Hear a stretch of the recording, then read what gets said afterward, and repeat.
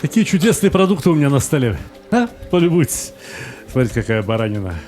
Кореечка. Ух, из нее такой шашлык получается. Но сегодня я изменяю самому себе и готовлю не шашлык, а нечто не менее интересное. Так, вот смотрите, вот сковородка. И хотел бы рассказать немножко о конструкции кусочков корейки. Здесь мякоти, которую можно покушать вот немного, она, такая хорошая. А здесь слой жира, и там есть еще соединительная ткань, которая работает практически как резиночка. Ее вот 10 минут, если готовишь, она все равно вот так вот тянется, и можно рогатку из нее сделать. Нежевабельная. Но с другой стороны, вот это вот жир. Очень ароматный, очень вкусный жир. Как же быть? Готовить вместе с ним кусочки получатся чрезвычайно жирными. С другой стороны, этот жир мне нужен. Он мне понадобится для приготовления, например, соуса. Видите, какой бульон? Это называется желтый бульон. Каким образом его приготовили? Да вот варили бульонные части мяса, косточки, жилки, там, обрезки, все такое. Варили не просто так, а вот с припущенными в масле, немножко слегка обжаренным луком и морковью. И бульон приобретает вот такой красивый цвет. Запоминайте, это называется желтый бульон. Это классика ресторанной кухни. Ну, вообще, классика хорошей кухни, давайте так скажем. Теперь, я вам неоднократно показывал прием, особенно когда мы готовили с вами шашлык, я показывал вам один замечательный прием. Я брал такие кусочки мяса, складывал их вместе. Вот, смотрите, как они были. Сделай, как было. Вот так было. Ух, какой кусок мяса. А это, смотрите, не чудо, а? И соединяем их при помощи спицы. При помощи спицы одной и при помощи спицы другой. И теперь вот этот пласт мяса жирной стороной кладем на сковородку. Сковородка нагрета не очень сильно, сковородка отличная. Такая хорошая, красивая сковородка.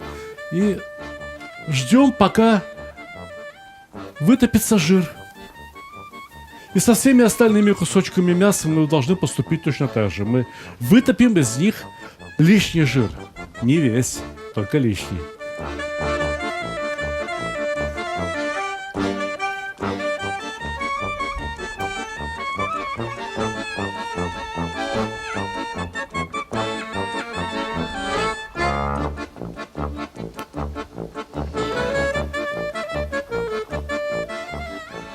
Посмотрите, что еще пойдет в сегодняшнее блюдо, помимо вот этой замечательной баранины.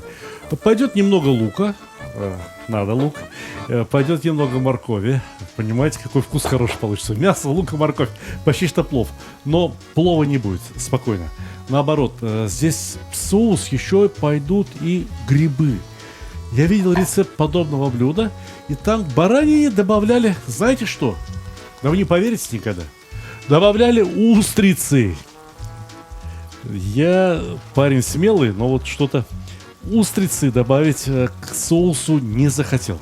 А грибы, которые чем-то напоминают устрицы, ну, по крайней мере, вкус у них очень хороший, добавлю с удовольствием.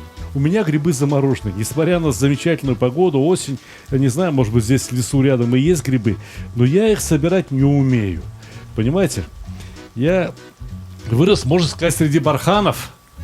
На барханах грибы не растут.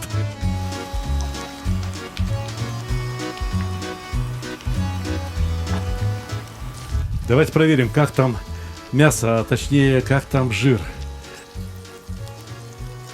Нет, еще беленькое. Все должно стать золотистым. Все должно стать очень румяным, хотя жир уже вытапливается. Это ровно то, что нам нужно. Главная задача — получить вкусный жир отдельно от мяса.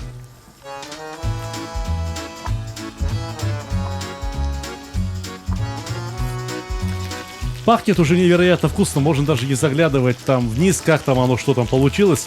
Я уверен, что получилось ровно так, как надо. А надо было вот так. Понимаете, вот она. Золотистая, приятно пахнущая поверхность баранины.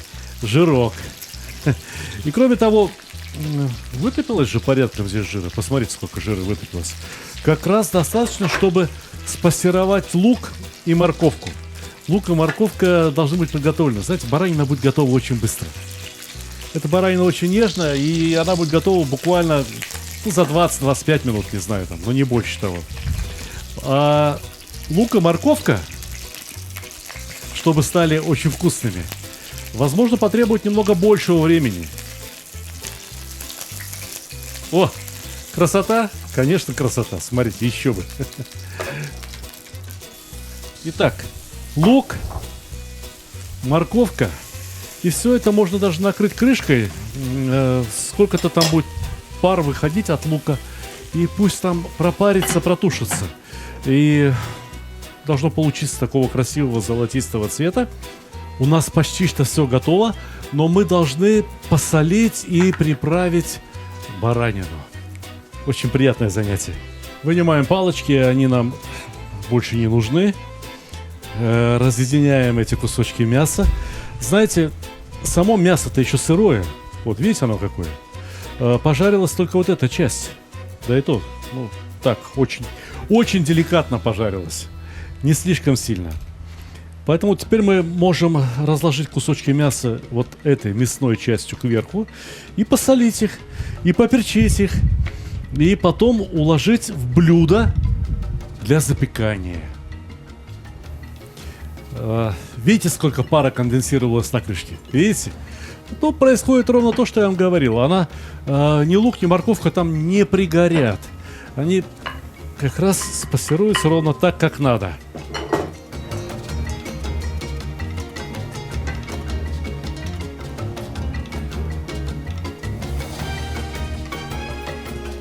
Добавим на лук и морковку немного куркумы, буквально пол чайной ложечки. Вот так, для красивого цвета, для приятного аромата. Наверное, не стоит пропускать соль. Любые продукты должны быть соленые. Сейчас мясо мы посолим отдельно. А как быть вот с этими пассерованными овощами? Чайная ложечка, здесь их почти что килограмм, грамм 700-800 лука и моркови в общей сложности. И все. Пусть стоит под крышечкой, потом один раз помешаем, и будет как раз то, что надо. Ну а теперь мясо. Солим мясо. Если бы это было сырое мясо, я посолил и отряхнул. Сколько вот соли прилипло к мясу, столько и достаточно. Но это мясо уже такое, оно вот подготовленное. Видите, оно наполовину нагрето. Наполовину. Где у меня здесь черный перец? Вот он. Вот он, черный перец. Можно, конечно, было бы добавить и зиры моей любимой, тут и кориандр, в общем, сделать все по-шашлычному. Но у нас же здесь белые грибы. Понимаете, мы не можем забивать тонкий аромат белых грибов. Мы должны сохранить его, мы должны сделать его главной приправой к этому блюду. Вот в чем дело. Переворачиваем на другую сторону и точно так же посолили, поперчили.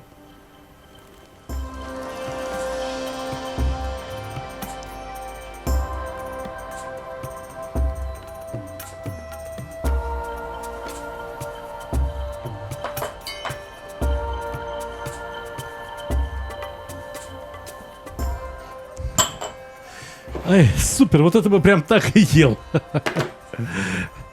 Как там лук-морковка? Очень красиво. Очень все золотисто.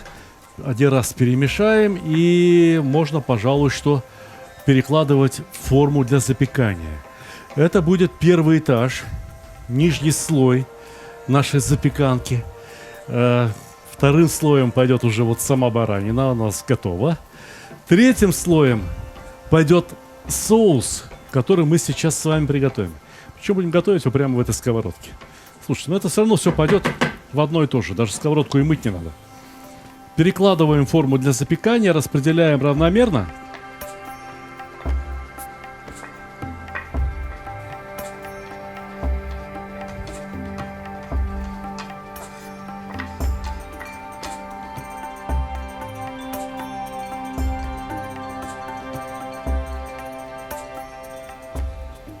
А на сковородку такой хороший кусок сливочного масла для того, чтобы у нас в итоге получился соус. Чтобы быстрее растаяло, я не кладу сразу половину куска. А вот так, ломтиками. Пожалуй, что еще один ломтик. Вот так вот и будет хорошо. Вот этого хватит. Вполне себе хватит. Соус самый простой. Сливочное масло, немного муки. И перемешиваем, обжариваем, чтобы от муки пошел такой вкусный ореховый запах. Можно было бы обжарить муку сначала на сухой сковородке и потом добавить масло. Тогда мука получилась бы чуточку краснее. Но в этом случае и вкус получится слишком яркий. Такой вкус, которого нам не надо. Не надо. Такой вкус, яркость которого будет даже, пожалуй, что излишней. Нам этого не надо ни в коем случае. Постарайтесь растереть все комочки муки, если они у вас где-то образовались. Но лучше просто равномерно ее посыпать на сливочное масло. И все будет хорошо. Знаете, это пахнет очень хорошо. Это пахнет очень вкусно. И давайте-ка еще муки. Равномерно. Чем более равномерно, тем меньше комочков. Растираем вместе со сливочным маслом. И как только сливочное масло и мука образуют такую достаточно густую массу, можно будет потихонечку подливать бульон. Этот золотистый бульон, я уже говорил, что это называется желтый бульон. На самом деле. Поехали.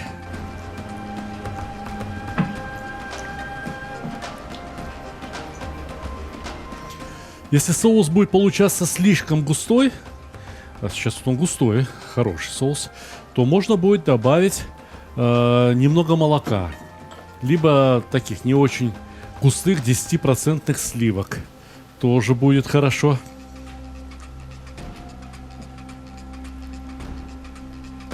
Ух! Я немного сбавлю нагрев. Сейчас размешаю то, что у меня получилось. Сбавлю нагрев, потому что я совсем забыл. Сюда очень хорошо добавить мускатный орех. Мускатный орех замечательно украшает соус бешамель, который в итоге у нас должен получиться. Ну, вообще бешамель готовят именно с молоком. А у нас не молоко, а бульон. Ну, ничего страшного. Давайте не будем цепляться за слова, хорошо? Самое главное, чтобы был вкусный результат. А то, что он будет вкусный, это я вам обещаю. Это половина этого орешка хватит, наверное. Половина. Ух! Запах! Ух! Аромат!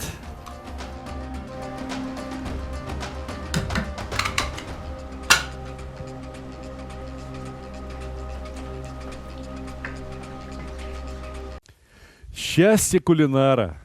Знаете, почему я так назвал эту книгу?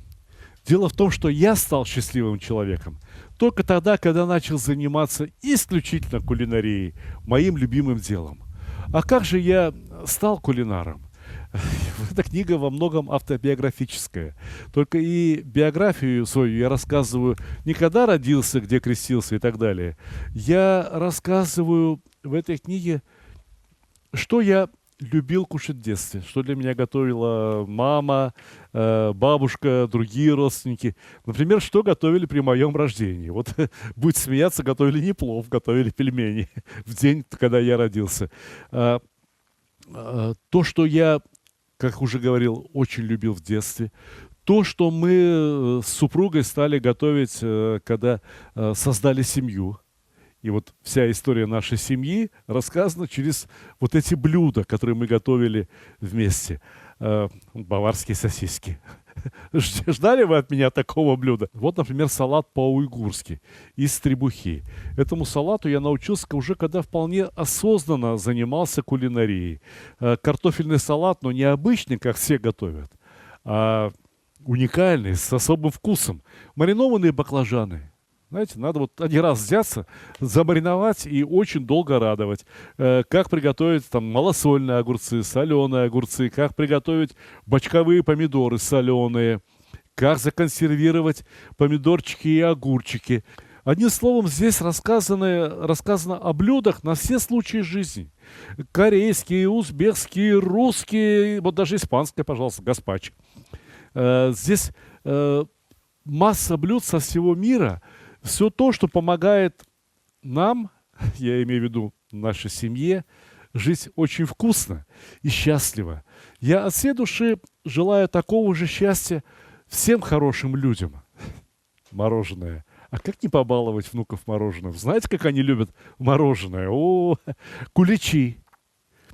Одним словом, эту книгу, по моему мнению, должна иметь каждая хорошая семья, увлекающаяся кулинарией.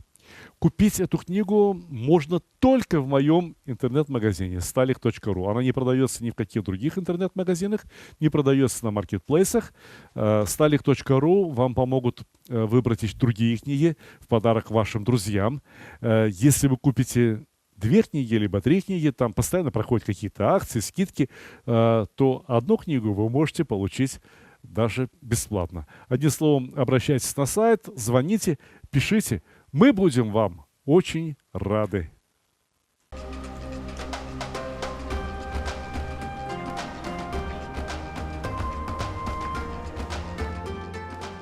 Посмотрите, какой чудесный соус. Я с перепугу-то попросил, чтобы мне принести молока. Молока не понадобилось. Значит, 600 мл бульона, ну не знаю, сколько здесь было масла. Граммов 70-80 сливочного масла, несколько ложек муки. И этого соуса вполне достаточно. Теперь начинается самое интересное. Вот эти кусочки, восхитительные кусочки мяса, необходимо очень красиво уложить в сковородке. Смотрите, вот эти без косточки, без ребрышка, я буду складывать примерно так, как мне их прислали мясники, и укладывать где-то посередине.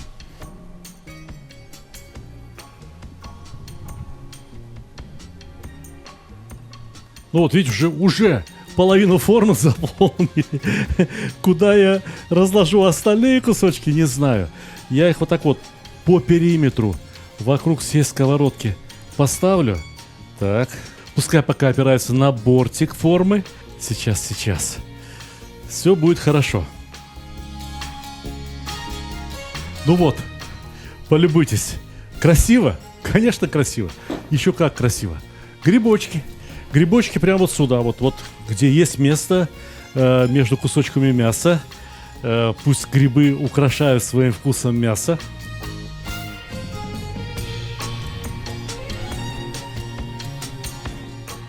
И всю поверхность мяса и грибов заливаем получившимся соусом.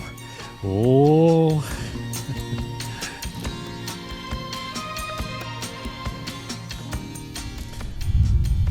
соус вот сейчас кажется густым, но дело в том, что во время приготовления мясо будет выделять сок. И соус еще станет пожиже.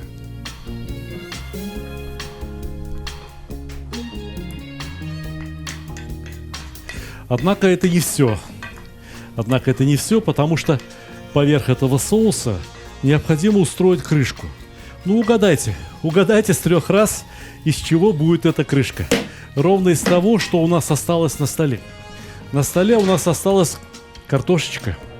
Вот картошечку аккуратными ровными ломтиками нарежем, да и разложим поверх соуса. И это будет очень вкусная крышка. Не знаю, бывает ли крышка вкуснее, чем из картошки. Кажется, этих 2 картофелин вполне достаточно. Укладываем вот так, внахлёст.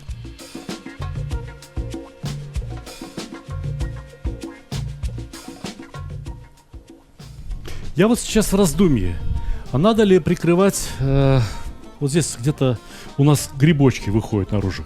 Я думаю, что стоило бы их прикрыть тоже, причем сюда можно ломтики картошки и потолще положить, потому что это край, который нагревается гораздо сильнее. Пусть картошка на себя возьмет эту часть жара, чтобы грибы не подгорели ни в коем случае. Ага, вот сюда. Ну все, если уже не знаешь, куда и что положить, значит, пора это дело прекращать. Самое время вытирать руки и проверять, хорошо ли протоплена печь. Если печь протоплена хорошо, то надо поставить всю эту красоту в печь, либо в духовку, минут на 40, на 50. Да картошка все покажет. Картошка скажет, картошка я готова. Она станет красненькой, красивенькой. И все, а там внутри все за это время как раз тоже приготовится. Поехали! Печка протоплена в самый раз, и там еще угольки тлеют. Я не буду прикрывать двери печи для того, чтобы угольки не потухли. Пусть немного подогревает. Ну, может быть, я поверну это блюдо туда-сюда 1-2 раза, для того, чтобы пропеклось все равномерно, для того, чтобы получилось вкусно-вкусно.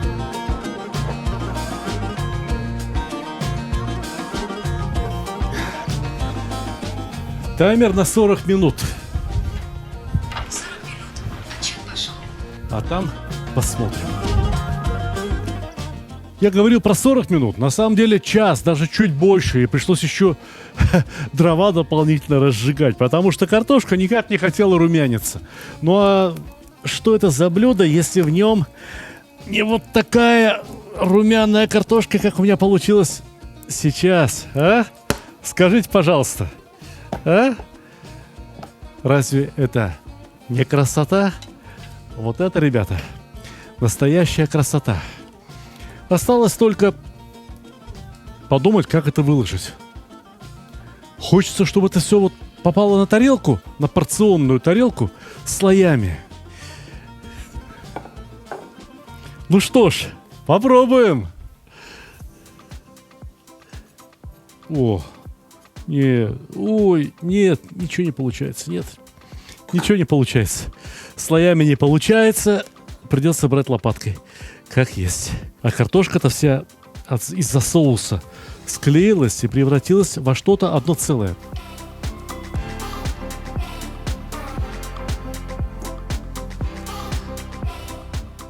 Сначала мясо. Теперь картошечку. А там следующий кусочек мяса зацепился. Ну хорошо, так тому и быть. Пусть в этой порции будет 2 куска мяса, картошечка. И где грибочки? Где мои грибочки? Без грибочков я это кушать не хочу. А с грибочками получится очень вкусно. Соуса сколько? Давайте белый хлеб и поскорее. Как можно скорее. Желайте друг другу приятного вам аппетита!